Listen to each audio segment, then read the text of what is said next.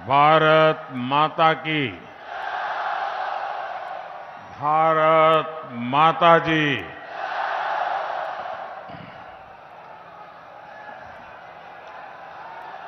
सिद्धश्री लोक देवता खेमा बाबा की पावन धरा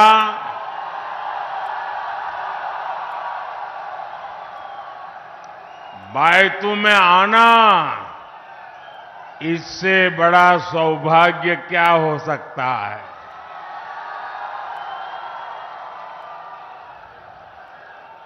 और यहां रेली स्थली के पास में ही उनका मंदिर भी है। मैं उन्हें श्रद्धापूर्वक नमन करता हूं। धोरों के गढ़ बाड़मेर की आप सभी जनता जनार्दन को भी मेरा आदरपूर्वक प्रणाम।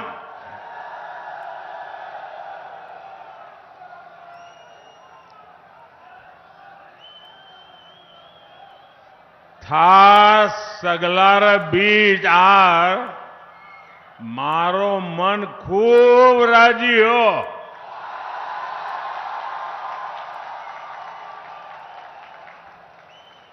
पूरा राजस्थान कह रहा है, जा रही है कांग्रेस, आ रही है भाजपा। पूरे राजस्थान ने ऐलान कर दिया है, गहलोत जी कोनी मले वोट जी। एमपी और छत्तीसगढ़ में तो कांग्रेस का डिब्बा गुल है। अब राजस्थान की बारी है। कांग्रेस साफ हो जाएगी ना। पोलिंग बूथ में साफ होगी कि नहीं होगी। अगर साफ करने का मजा तो तब आता है जब पोलिंग बूथ में साफ करें। हमारी माताएं बहनें दिवाली में जब घर की सफाई करती है ना, तो कमरे ऊपर ऊपर से सफाई नहीं करती है, कोने कोने में जाकर के सफाई कर देती है। वैसी सफाई होनी चाहिए। हमें माताओं बहनों से सीखना है कि सफाई कैसे होती है। सीखोगे? शर्माओगे नहीं ना? सीखोगे? मेरे परिवारजनों,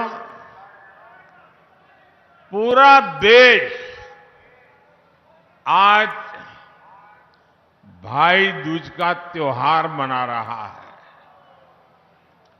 ये मेरा सौभाग्य है कि आज मैं राजस्थान की अपनी बहनों के बीच आया हूं।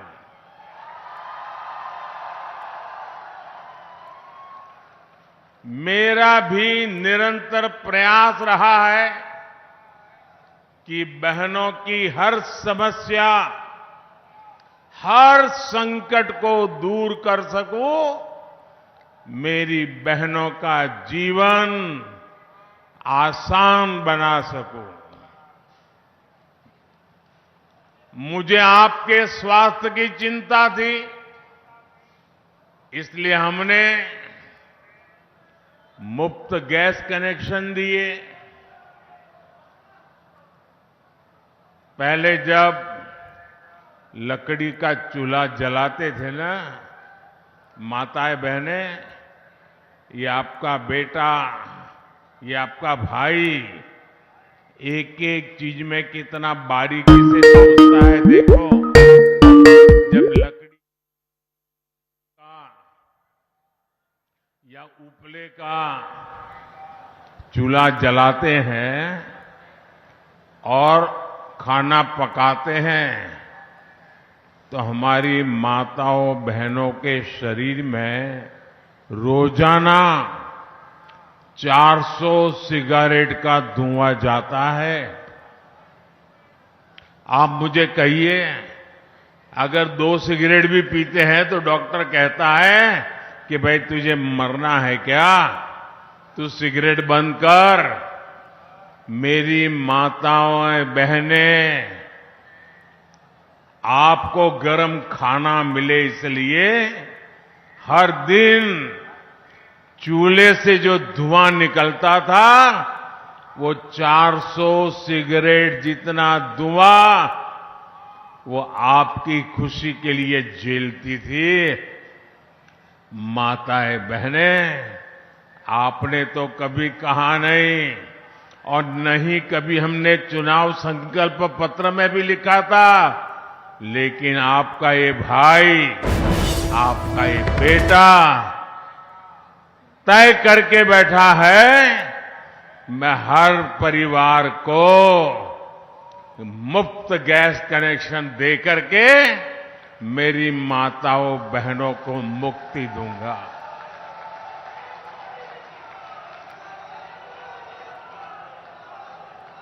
मेरी माताओं बहनों को इलाज की मुफ्त सुविधा दी। मुझे आपकी गरिमा की, इज्जत की चिंता थी, इसलिए हमने देश भर में करोड़ों शौचालय बनवाए। ये शौचालय ये सिर्फ 4 दीवारी का मुद्दा नहीं है, 25-50 हजार रुपये का मुद्दा नहीं है। एक भाई बहन की इज्जत का कितना ख्याल रखता है, उस संवेदना का मुद्दा है। मैं गरीब के घर से आया हूं, मैं जानता हूं हमारी माताएं बहनें प्राकृतिक क्रिया करने के लिए, कुदरती क्रिया करने के लिए या तो सूरज उगने से पहले लोटा लेके जंगल चली जाती थी, दिन भर जाना पड़े तो सहन करती थी, रात के अंधेरे का इंतजार करती थी और तब जाकर के लोटा लेकर के शौच के लिए जाती थी। उसको इज्जत की भी चिंता रहती थी। ये आपका भाई, आपका बेटा, उसने करोड़ों करोड़ों शौचालय बनाए ताकि मेरी माताओं बहनों को इज्जत मिले। मैं चाहता था कि महिलाओं के नाम भी संपत्ति हो। आज भाई दूज का त्योहार है, मेरे देश की माताएं बहनें सुने, परंपरा से हमारे देश में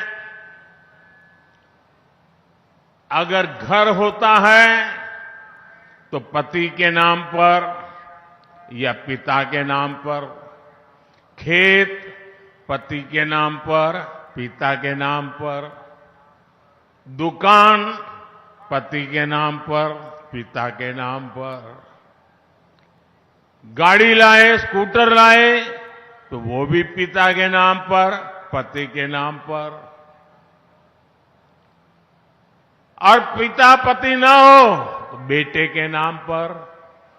महिला के नाम कुछ नहीं होता है। कुछ क्या महिलाओं के नाम पे होता है क्या? आपका भाई, आपका बेटा ये स्थिति स्वीकार नहीं कर सकता है और इसलिए आपके इस भाई ने तय किया, भाई दूज का दिन है, मेरी माताएं बहनें, पीएम आवास योजना के जो मकान देते हैं ना, वो घर मालिकी हक उस परिवार की महिला के नाम किया जाता है। अब मालकिन मेरी माताएं बहनें बनती है। राजस्थान की मेरी गरीब माताओं बहनों को राशन की चिंता से मुक्ति भी आपके भाई ने अपना कर्तव्य निभाया। याद करो, कोरोना का कैसा काल था। मौत मंडरा रही थी कोविड में। हर परिवार चिंता में था, कहीं घर में कोविड आ गया तो पता नहीं किसको ले जाएगा। यमराज बन के भटक रहा था। सब कुछ ठप पड़ा था।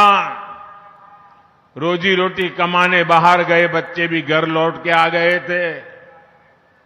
मां भी कहती थी बाहर नहीं जाना है, सहन कर लेंगे, भूखे रह लेंगे, लेकिन बेटे कहीं बाहर मत जाओ, अभी कुछ नहीं करना है, ऐसे ही गुजारा कर लेंगे।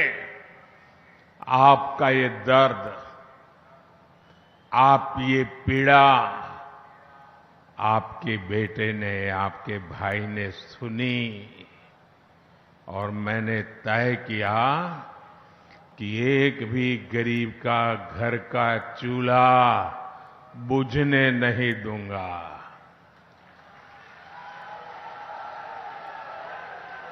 मेरे देश का कोई बच्चा भूखा नहीं सोएगा। बच्चे को भूखा देखकर किसी मां के आंख से आंसू नहीं बहेंगे, ये स्थिति मैं करूंगा। और तब जाकर के अनाज के भंडार खोल दिए। 80 करोड़ परिवार लोगों को, 80 करोड़ भाई बहन को मुफ्त में अनाज देना शुरू कर दिया।